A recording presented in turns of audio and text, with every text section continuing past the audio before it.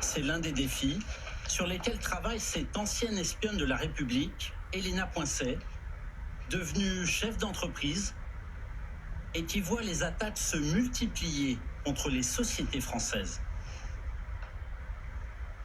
Les menaces sont de plus en plus fulgurantes. Et en moins d'une heure, une entreprise, on peut lui s'infiltrer à l'intérieur, on peut lui voler ses données. On a à peu près 5 menaces inconnues par jour qu'on neutralise, chez tous nos clients. Et on a 10 000 menaces connues qu'on neutralise aussi. C'est énorme. Pourtant, des solutions françaises existent déjà, présentées au dernier forum international de la cybersécurité à Lille. Parmi elles, la société Olvid et sa messagerie pour téléphone ultra sécurisée qui tente de se faire une place face aux géants du secteur.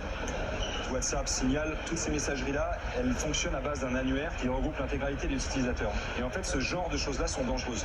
Parce que ça veut dire qu'immédiatement, dès qu'on s'inscrit sur ce genre de messagerie, on est exposé obligatoirement parce qu'on est inscrit dans cet annuaire obligatoirement.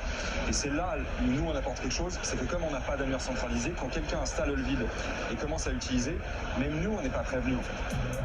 Déjà adoptée par des forces de sécurité comme les policiers du RAID, l'application est délaissée par les politiques français qui lui préfèrent encore Telegram, la messagerie russe. Quand on regarde à un niveau français, on se dit finalement on a fait en France une messagerie sérieuse. Se dire que certains élus utilisent encore un Telegram, ouais, il y a une part de frustration.